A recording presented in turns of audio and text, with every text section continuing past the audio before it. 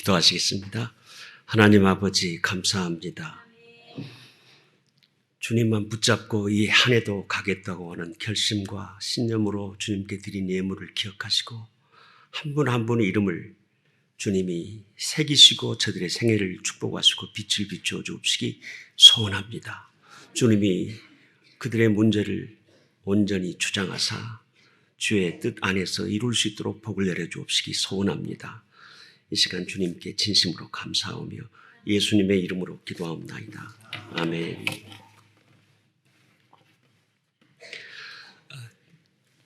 신년 벽두에 이렇게 무게 있는 강단에 불러주셔서 하나님께 영광이고요. 또 우리 박 목사님께 진심으로 감사하고요.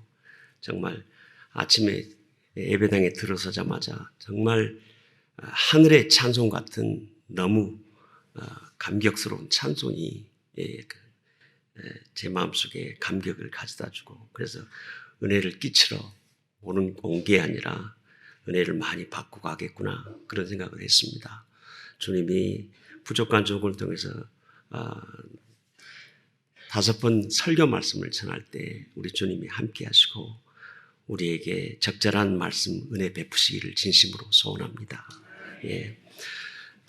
오늘은 하나님이 가까이 하는 사람이라는 제목으로 잠시 말씀을 상고하겠습니다. 부모들에게는 여러 자녀가 있지만 그 중에서 특별히 사랑이 가는 자녀가 있듯이 하나님께서도 많은 신자 중에서 가까이 해주시는 그런 신자가 있습니다. 오늘은 하나님으로부터 사랑받는 신자가 어떤 신자인지 잠시 한번 묵상해 보겠습니다. 하나님이 이스라엘 백성에게 주신 가나안 땅은 모자람도 없고 부족함도 없는 옥토였습니다. 그 땅은 젖과 꿀이 흐르고 그리고 양과 소가 번성하며 철과 동, 은금이 풍성한 땅, 정말 부족함이 없는 완벽한 땅이었습니다. 이스라엘 사람들은 거기에 집을 짓고 이제 그 가운데 환경적으로 물질적으로 조금도 부족함이 없는 상황이 되었습니다. 그런데 이렇게 편안한 삶이 되면 반드시 뒤따라오는 일이 있다고 하나님께서 말씀하셨습니다. 신명기 8장 17절에 주님이 말씀하시기를 그러나 내가 마음에 이르기를 내 능력과 내 손의 힘으로 내가 이 재물을 얻었다 말할 것이라 그랬습니다.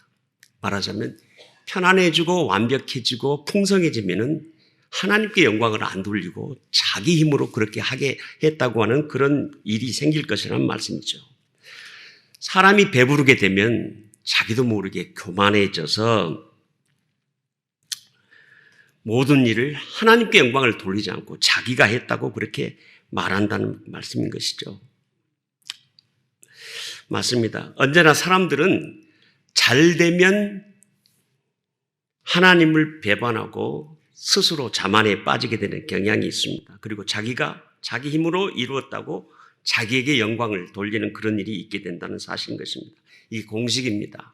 그래서 하나님께서는 사람의 풍부함에 관심이 없고요, 사람의 배부름에 관심이 없고요, 사람의 배고픔에 관심 있는 분이 바로 우리 하나님이십니다. 사람들의 영적 배고픔에 끌리시는 하나님이라는 사실인 것이죠. 사람의 필요와 갈망에 끌리시는 분이 바로 우리 하나님이십니다. 성경에 줄기차게 우리에게 보여주는 하나님의 성정이 나타나 있는데 눈에 보이지 않는 끌어당김의 법칙이 있습니다. 하나님의 마음이 어떤 사람에게 끌리냐 이 말, 어떤 사람에게 하나님께서 가까이 하고 싶으냐 이 말씀이죠. 영적으로 배고픈 사람, 하나님께 갈망하는 바로 그 사람에게 하나님께서 끌리신다는 그런 법칙이 성경 신구약에 계속적으로 보여지고 있습니다. 너희 마음에 나에 대한 갈망과 니드로 가득 채워라. 그리하면 내가 거기에 나의 임재로 채우겠다. 너희가 부족해서 나에게 부르짖으면 내가 달려가겠다. 이것이 주님의 말씀입니다. 오늘 본문에 보니 엘리사 선지자가 이스라엘 사람들에게 이렇게 말합니다. 너희가 가뭄 때문에 비록 비구름이 보이지 않고 바람도 불지 않는다 해도 골짜기에 내려가서 개천을 파라. 그렇게 말했습니다. 가뭄 때문에 굶주리는 상황이지만 개천을 파고 있으라 이 말씀인 것이죠. 믿음을 가지고. 그리하면 하나님께서 골짜기에 물을 가득 넘치게 할 뿐만 아니라 너희 가축과 짐승이 좋게 마시게 해주겠다는 하나님의 약속입니다. 이게 무슨 말씀입니까? 우리가 이 땅에 살면서 절망적인 순간이고 어려운 순간이 온다 할지라도 믿음으로 지속적으로 개천을 파라는 것입니다. 믿음으로 지속적으로 하나님께 갈망을 가지라는 말씀인 것이죠. 성도 여러분, 언제 하나님의 기적이 우리에게 이루어질 수 있습니까? 영적 배고픔이 있는 곳에. 주님은 말씀하십니다. 힘들 때 나를 찾으라. 힘들 때 나에게 부르짖으라. 나에게 매달려라. 그러면 내가 너에게 달려가겠다고 말씀하십니다. 예, 그러므로 우리는 늘 영적 배고픈 상태를 유지하며 언제나 필요를 가지고 하나님 앞에 나가도록 힘을 써야 한다 이 말씀인 것입니다. 요한기서에 보니까 엘리사 선지자가 과부에게 빈병을 되도록 많이 모으라고 그렇게 명령했습니다. 그리고 나서 말하기를 지금 남아있는 한 병 기름을 모아놓은 빈병에다 따라 부으라고 그랬습니다. 한참 부을 때 한 병 기름이 다 떨어져야 하는데 떨어지지 않고 지속적으로 나오는 것입니다. 언제까지입니까? 마지막 빈병이 채워질 때까지입니다. 예, 이만하면 됐다고 생각할 때 기름은 멈추는 것이라는 말씀인 것이죠. 그러므로 성도 여러분, 하나님의 복이 우리에게 계속적으로 유지되려고 할 것 같으면 그 비결이 무엇입니까? 계속 영적인 배고픔을 유지시켜야 된다는 것이죠. 갈망을 계속 유지하고 있으면 주님이 우리에게 주시는 축복의 기름이 지속적으로 흘러나온다는 말씀입니다. 이것이 하나님의 축복을 끌어오는 비결이라는 말씀입니다. 여러분, 그런데 현실은 그렇지 않습니다. 사람들이 갈급한 심령 없이 예배당에 오는 경우가 많고요. 설교를 들을 때도 생명의 양식 저거 없으면 내가 죽는다는 그런 마음으로 받아들이는 그런 일이 드물고요. 또 간절한 마음으로 하나님을 사모하는 그런 심령이 많이 부족할 때가 있습니다. 요즘 신자들은 영적 배고픔이 사라진 것을 볼 수 있습니다. 이게 우리 신앙의 진정한 위기라고 볼 수 있습니다. 하나님은 말씀하십니다. 너에게는 더 이상 영적 배고픔이 없구나. 그러니 나는 더 이상 너에게 주목할 필요도 없고 너를 떠나야 될 수밖에 없다. 이 시간에 또 너 말고 개천을 파면서 간절하게 나에게 부르짖으며 나에게 달려오는 수많은 사람이 있을 것이니 나는 그들을 찾아갈 것이며 너 대신 그들이 기도응답을 받을 것이다. 이렇게 하나님이 말씀하시는 것이죠. 여러분, 끌어당김의 법칙은 바로 이것입니다. 하나님은 배부른 사람에게 오지 않습니다. 하나님은 진리에 배고픈 사람에게 반드시 오셔서 그 배고픔을 채워주시는 하나님이십니다. 사도 바울이 자기 자신에게 지병이 있어서 하나님께 간절히 3번 기도했죠. 그럴 때 하나님께서는 내 은혜가 내게 족하도다 하면서 고쳐주지를 않으셨습니다. 그리고 말씀하시기를 네가 그 병을 그대로 가지고 있는 것이 너에게는 훨씬 유익하게 될 것이다. 그런 의미로 내 은혜가 내게 족하도다. 그렇게 말씀하셨지 않습니까? 네가 병을 가지고 있는 이대로가 좋다. 그러면 네가 자만하지 않을 것이며 그 병 때문에 늘 나에게 필요를 가지고 달려오지 않을 것이냐. 성도 여러분, 왜 하나님께서 바울의 병을 고치셔주지 않으셨습니까? 바울에게 영적인 배고픔을 계속 유지시키려고요. 바울에게 영적 갈망을 계속 유지시키려고요. 바울에게 부족하다 그런 마음을 계속적으로 유지시키려고요. 그래서 그가 계속 개천을 파면서 영적 갈망을 가지고 살도록 하기 위해서 주님은 그 대사도에 3번 기도하는 그 병 고쳐달라는 기도를 거절하신 것입니다. 저는 목사가 된 지 한 10여 년 정도 동안 풀리지 않는 성경의 그 내용이 있었습니다. 그건 뭔고 하니 왜 하나님께서 야곱의 12 아들 중에 그 요셉처럼 너무너무 흠이 없고 점도 없는 그런 요셉을 통해서 메시아가 오게 하지 않고 며느리하고 동침했던 유다 같은 흠 있는 사람을 여기 메시아 계보로 이렇게 하셨을까? 그게 제 마음속에 상당히 의심스러웠어요. 왜 그랬을까?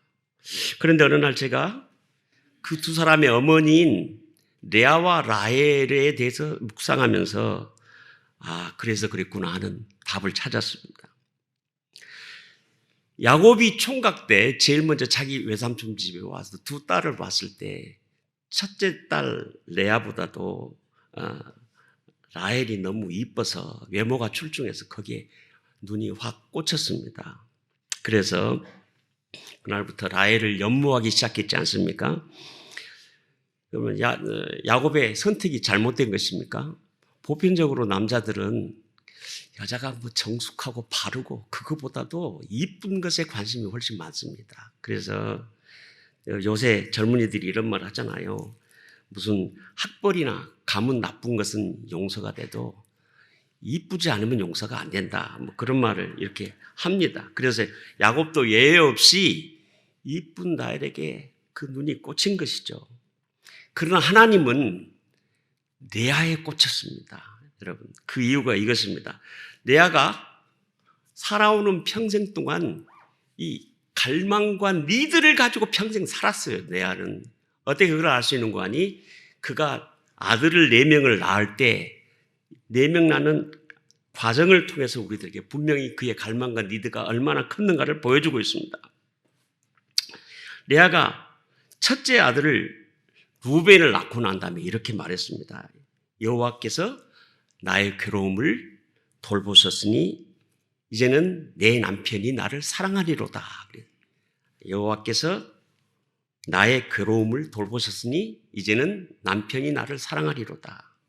이게 레아가 첫 아들을 낳을 때까지 굉장히 괴롭게 살았어요. 왜냐하면 레아는 남편 야곱으로부터 늘 헌신짝 같은 그런 취급을 받았거든요.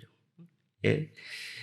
야곱이 들에서 일하다가 저녁이 돼서 돌아오면 장막 앞에서 레아는 저녁상을 밥 안에다 차려놓고 남편을 제 상상입니다. 기다리고 있는데 야곱이 이렇게 일하고 돌아오다가 자기 방에 오라고 앞에 와서 기다리고 있는 도치바 자기를 패스해버리고 라헬 방으로 쏙 들어가 버려요. 그러니까 얼마나 마음이 서글프겠냐 이 말씀이죠. 여러분이 그렇다고 생각해 보세요. 그렇다면 얼마나 심정이 괴롭겠습니까? 그게 오랜 세월 동안에 그런 일이 반복되었죠. 그래서 레아는 첫 아들을 낳고 하나님이 나의 괴로움을 돌보셨다. 그렇게 말하고 있습니다. 이 뭔 말인가 하니 내가 지금까지 괴로운 세월을 살았지만 첫째 아들을 내가 야곱의 가슴에 안겨주었으니 이제는 그 아들을 봐서라도 내 남편이 나를 사랑하리로다. 그렇게 생각을 하고 하나님께 그렇게 고백을 했습니다. 그런데 그게 아니죠. 두 번째 아들을 낳을 때 시몬을 낳을 때 이렇게 말했죠. 여호와께서 내가 남편에게 사랑받지 못함을 들으셨다 그랬어요. 여호와께서 내가 남편에게 사랑받지 못함을 둘째 아들을 낳을 때까지도 전혀 사랑을 받지 못하고 그때까지 지내면서 고통하니까 하나님께서 또 아들을 주셨다 이 말씀인 것이죠. 예. 셋째 아들을 레위를 낳고 나서 또 이렇게 말했습니다. 지금부터는 내 남편이 나와 연합하리로다 그랬습니다.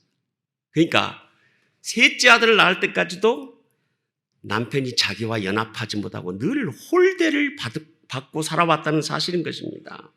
한마디로 레아는 남편에 대한 애정 결핍증 때문에 계속 눈물로 세월을 보내는 그런 삶을 살았어요. 우리 민요의 미량 아리랑이라고 우리가 잘 알듯이 그 당시 여인들이 얼마나 홀대를 받고 살았는가에 대한 한이 거기에 묻어 있어요. 근데 레아의 마음도 아마 그렇지 않겠나 그런 생각이 듭니다. 날 좀 보소, 날 좀 보소, 날 좀 보소. 동지 딸 꽃 본 듯이 날 좀 보소. 날 좀 보소를 4번이나 말하잖아요. 근데 어떻게 봐달라고요? 동지섣달 꽃 본 듯이. 엄동설 안에 꽃이 어디 있어요? 그런데 엄동설의 털 안에 밭에 꽃이 있으면 사람들이 눈이 이렇게 둥그레져요. 무슨 너무 동지섣달에 꽃이 피었다냐 하면서 쳐다보듯이 나를 제발 이 야속한 신랑아 나에게 제발 그런 식으로 한 번만 봐주소. 그런 의미 아니겠습니까?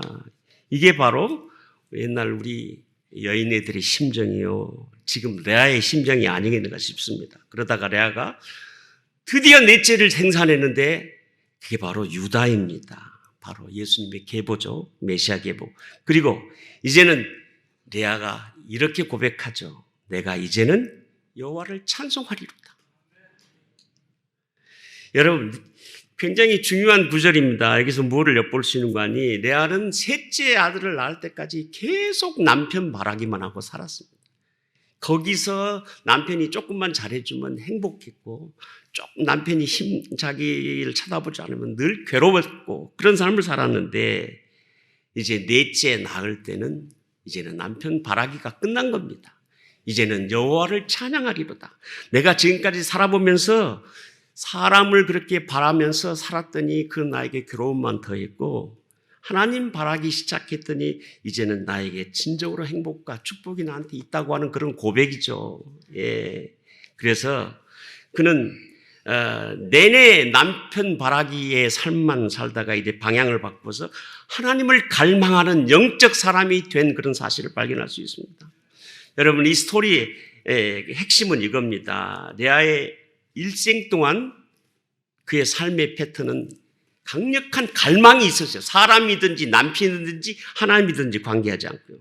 그러나 라헬은 남편 사랑을 흠뻑 받고 있었기 때문에 그의 삶 가운데는 니드가 별로 없었어요. 예. 그래서 하나님은 어떤 분이십니까? 니드가 있고 갈망이 있는 눈물이 있는 그런 사람에게 가까이 하는 분 아닙니까? 그래서 하나님께서는 레아의 소생 유다를 메시아 족보로 삼았지 않나. 제 생각으로 그렇게 해석을 해보았습니다. 여러분, 오늘 여러분은 어떠십니까? 대망의 2024년 새해가 밝아서 이제 하나님 앞에 축복스러운 한 해가 되기를 간절히 바라는 심정으로 지금 거의 2주 동안 이렇게 새벽 기도를 달려오지 않습니까? 가장 중요한 것은 우리 심령에 한 해 동안 영적인 배고픔을 가지고 갈망과 니드를 가지고 주님을 향하여 달려갈 수 있다면 주님이 저와 여러분에게 축복하실 것입니다. 가슴 저미는 불타는 소원이 우리 심령에 있어야 할 줄 믿습니다. 한 맺힌 기도 제목이 있어야 될 줄 믿습니다. 이것이 없다면 현재 우리가 영적으로 배부르다는 증거입니다. 하나님 없이도 이대로 괜찮다는 그런 말입니다. 하나님의 도움 없이 그냥 살만하다 그런 말씀인 것이죠. 여러분 미국인의 특징은 자유와 독립입니다. 예. 간섭하지 마라. 나 자유인이야. 구속하지 마. 나 독립적인 존재야. 자유와 독립, freedom and independence. 이게 아메리칸의 상징 아닙니까, 여러분? 그런데 우리가 영적 미국인이 된다고 하면 절대로 안 됩니다. 하나님 저를 간섭하지 마세요. 나 자유인입니다. 하나님 저를 율법으로 구속하지 마세요. 저 독립인입니다. 이러면 큰일 나지 않습니까, 여러분? 이것은 사단의 속삭임입니다. 아담과 하와에게 사단이 접근해서 했던 말입니다. 너 이제 독립해. 그러면 너도 하나님처럼 법을 만들 수 있고 하나님과 같이 위대하게 될 거야. 그 말 듣고 아담과 하와가 망했지 않습니까? 우리는 매일매일 이렇게 하나님 앞에 고백해야 됩니다. 주님, 나를 주의 은총으로 포박해 주소서. 주님, 나를 주의 권세로 구속해 주소서. 저는 주님을 떠나서는 한시도 살 수 없습니다.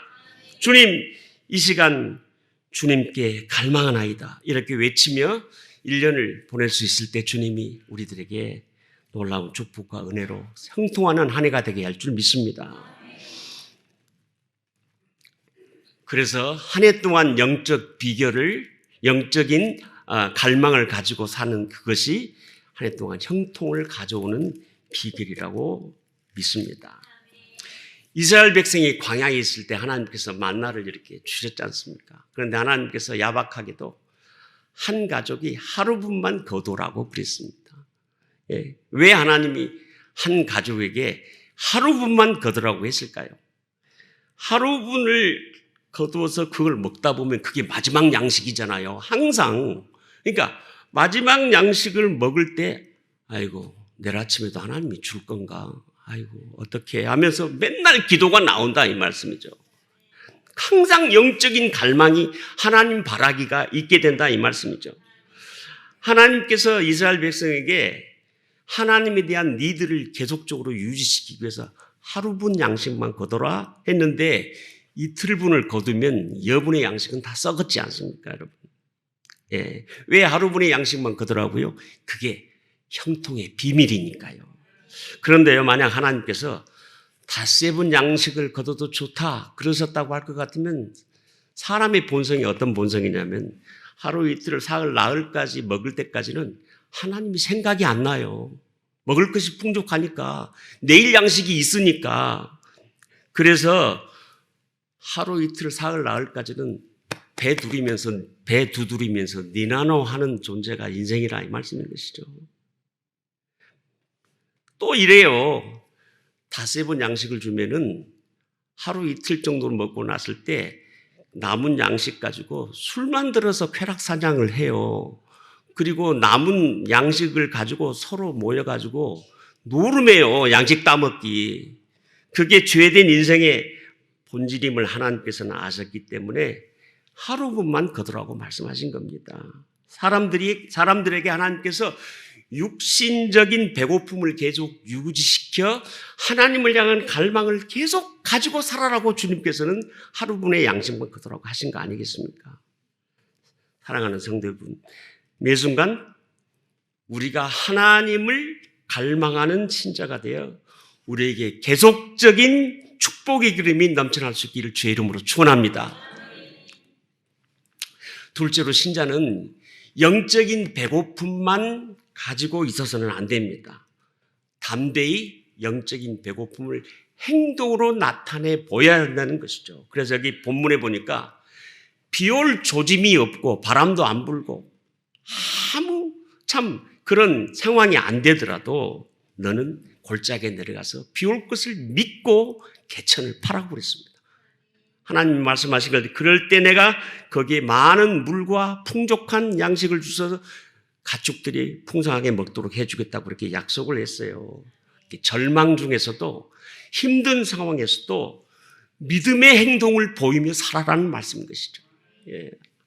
아무리 현실이 암담하다 해도 믿음으로 개천을 파라는 것입니다. 하나님은 상황과 환경을 보지 않고 오직 믿음을 가지고 행동으로 나가는 사람을 기뻐하십니다. 축복하십니다. 맹인 바디메오가 어떻게 눈을 떴습니까? 그에게 큰 믿음이 있어서 그랬습니까? 아니면 특별히 영적인 영성이 아주 풍부해서 예수님께 주목을 받아서 그랬습니까? 아닙니다. 간단히 말해서 맹인 바디메오가 눈을 뜬 것은 예수님이 지나갈 때 못 지나가게 했기 때문이겠습니다. 어떻게 못 지나가게 했습니까? 자기 필요를 큰 소리로 외치면서 행동으로 나타내 보였기 때문에 평생 눈을 뜨지 못했던 기적을 체험하게 된 것입니다. 바디메오가 예수님이 지나간다는 소리를 들었을 때 소리 지르기를 다윗의 자손 예수여 나를 불쌍히 여기소서 큰 소리로 또 외쳤습니다. 그러니까 제자들이 누가 지나가신데 이렇게 난리냐 조용해라 시끄럽다 야단을 쳐도 당신들이 무슨 말을 하든 내가 이 한 기회가 오기를 평생 기다리고 산 사람인데 무슨 소리입니까 하면서 더 큰 소리로 다윗의 자손 예수여 나를 불쌍히 여기소서 그렇게 큰 소리를 질렀습니다. 그런데 예수님이 이 소리를 듣고 못 지나가셨습니다. 그의 소원과 필요를 아시고 그를 고쳐주셨죠. 여러분, 소원과 필요를 마음에 감춰두지 않고 그냥 감춰두고만 있으면 안 되고요. 행동으로 드러내 보일 때 그런 사람에게 하나님이 끌리시고 그런 사람에게 믿음대로 역사를 이루시는 하나님이신 줄 믿습니다. 그냥 믿음으로 무대포로 나가 하나님 앞에 행동까지 나가는 그런 사람에게 하나님의 복과 축복을 허락해 주시는 것이죠. 여러분, 우리도 한번 해보시죠. 한번 손 들어보세요. 주여 불쌍히 여기소서. 주여 나를 불쌍히 여기시옵소서. 바디메오처럼 그렇게 우리가 외치면 하나님께서 놀라운 역사를 우리에게 내려보내실 줄 믿습니다. 제가 아는 장로님은 목사님 아들인데 1970년대 초에 디트로이트로 그렇게 이민을 오셔서 처음 오셔서 페인팅 잡, 접시 닦기, 잔디 깎기, 야채 깎기 전문 안 해본 거 없이 허리는 일을 하면서 이렇게 20년 만에 드디어 집도 사고 모든 안정을 이루는 그런 삶을 살게 되었어요. 그런데 친구 빚 보증을 서주는 바람에 하루아침에 자기 전 재산을 다 날려버리게 됐습니다. 그래서 남부끄러워서 디트로이트에서 살 수가 없어서 캐나다 쪽으로 또 한 번 이민을 갈 수밖에 없었습니다. 캐나다에 이렇게 당도하니까 너무 할 것이 없고 막막하고 물설골 낯선골에 두 번째 이민 와서 너무너무 막막해. 앞뒤가 다 막히고 위도 다 막히고 그런 것 같아서 하나님 앞에 기도하려고 동네를 돌아보니까 커뮤니티 처치 미국 교회가 있어서 문을 열어보니까 문이 열려요. 그래서 밤에 방석 하나 하고 성경 찬송 들고 예배당에 한 9시쯤 밤 9시쯤 찾아가서 강대상 앞에다가 다 방석을 놓고 무릎을 꿇고 하나님 앞에 기도하기 시작했습니다. 기도하기 전에 너무 자기 모습이 몰골이 참 한심해서 하나님 앞에 찬송을 부르는데 나 주의 도움 받고자 주 예수님께 빕니다. 그 구원 허락하시사 날 받아주소서. 내 모습 이대로 나 받아주소서. 날 위해 돌아가신 주 날 받아주소서. 1절부터 4절까지 10번을 부르니까 가슴이 멍박해지고 눈물이 하염없이 쏟아지는 거예요. 은혜 받아서가 아니라 자신이 너무나 서글프고 바보 같고 한심하고 거기에다가 하나님 앞에 나와서 기도하려고 그러니까 너무 처지가 형편이 이게 한심해서 눈물이 그렇게 나오는 겁니다. 그리고는 자기가 제일 좋아하는 시편 18편 1편 나의 힘이신 여호와여 내가 주를 사랑하나이다. 이 말씀 한 구절 다 붙들고 앉아서 무릎 꿇고 엎드려 그렇게 기도를 시작하는데 어떤 때는 창문이 환하게 밝아오도록까지 자기도 모르게 기도를 하고 있더라는 것이죠. 겨울에는 파카 옷을 두껍게 껴입고 로키 산맥 그 끝자락이니까 그 부분으로 이렇게 올라가서 평평한 바위에다가 거기다 또 방석 놓고 무릎 꿇고 앉아서 하나님 앞에 기도하는데 때때로 정말 동이 터올 때까지 자기도 모르게 기도하는 때가 있었다는 것이죠. 그렇게 기도를 오래오래 하는데 어느 날 갑자기 이런 생각이 들더래요. 내가 이민 와서 빚보증 서준 그런 일밖에 없는데 나를 왜 이렇게 하나님이 공고하게 하시고 환난을 잊게 하셔서 팔자에도 없는 2번이나 이민 가게 하시고 이렇게 나를 고통스럽게 하시는지 하나님이 야속하게 느껴지더래요. 그래서 오늘 밤은 하나님께 한번 따져봐야지. 그래서 그날 밤은 가서 하나님 앞에 딱 엎드려서 주님 너무하십니다. 왜 나에게 이런 환난 주십니까? 제가 뭘 그렇게 잘못했습니까? 하고 막 이렇게 얘기를 하는데 하나님이 뭐냐? 너 말 잘했다. 한번 따져보자. 너 그렇게 열심히 장로 일하면서 나의 영광을 위해서 한다고 늘 말했지만 네가 네 영광을 위해서 일했지 내 영광을 위해서 일했냐? 생각해봐라. 그리고 너 장로질 하면서 너 사람들한테 존경받고 그런 것이나 좋아했지 한 번도 환난당한 자 찾아가서 울어주고 같이 도와주고 그런 일 해봤냐? 막 엄청나게 야단을 치면서 벼락을 쳐서 그날 하나님 앞에 따지러 갔다가 오히려 두들겨 맞고 눈물만 펑펑 흘리고 회개하고 내려왔다는 것이죠. 이렇게 하나님 앞에 기도하기를 6개월을 그렇게 하나님 앞에 제단 쌓으면서 홀로 어떤 때는 철야도 하고 그러면서 그렇게 지속적으로 갈망을 가지고 하나님 뭐하고 살면 좋겠습니까? 어떻게 하면 이제 하나님 앞에 남은 인생 한번 하나님께 영광을 돌려볼 수 있겠습니까? 나를 좀 불쌍히 보시고 한번 인도해 주시오. 그렇게 기도를 6개월 했다는 거죠. 그래서 어느 날 산에서 이렇게 기도하고 내려오는데 바로 그날 신문에 보니까 광고가 났는데 캐나다에서 제일 유명한 패스트푸드 체인인 팀 홀튼이라는 회사에서 새 가게를 토론토에다가 지어놓고 공개 분양을 한다는 광고가 나왔어요. 그래서 장로님이 얼른 그게 서류를 제출했습니다. 인터뷰하는 날 갔더니 대략 한 100명이 거기에 제출했는데 회장이 직접 나와서 자기하고 인터뷰를 하는데 뭐라고 하는 거 아니? 당신은 동양인이고 키도 작고 영어도 못하는데 어떻게 이 회사를 운영할까 한번 말해보라 그러더래요. 근데 갑자기 그 말 들으니까 인종차별적인 말을 들으니까 화가 나서 자기가 이렇게 말했대요. 당신이 아무리 나에게 여기서 일 못하게 할지라도 하나님이 작정하시고 나를 시키면 반드시 하나님이 여기 일하게 하실 것이요.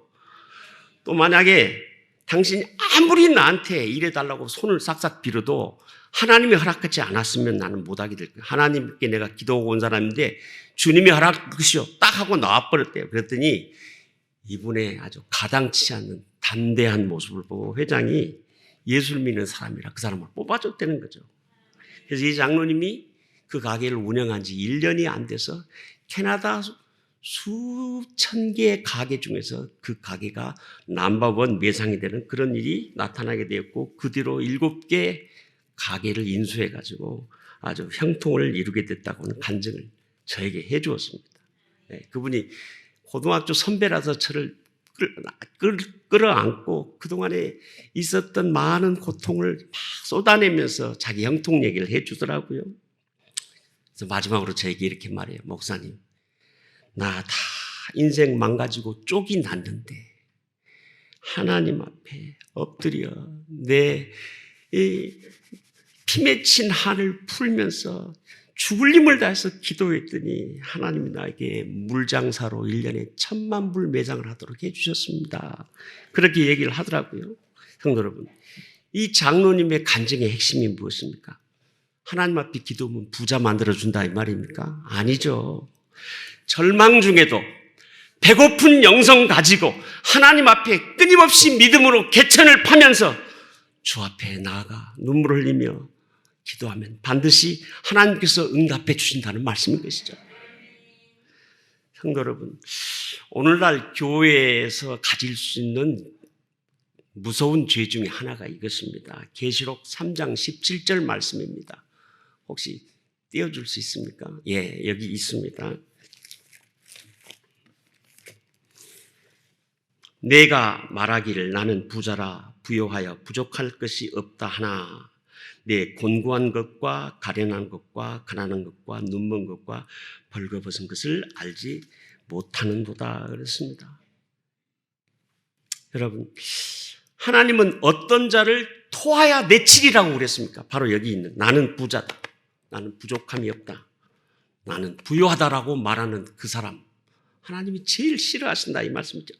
너무 역겨워서 토하여 내치리라 그랬습니다. 여러분, 이 사람이 누굽니까? 바로 우리 아닙니까, 여러분?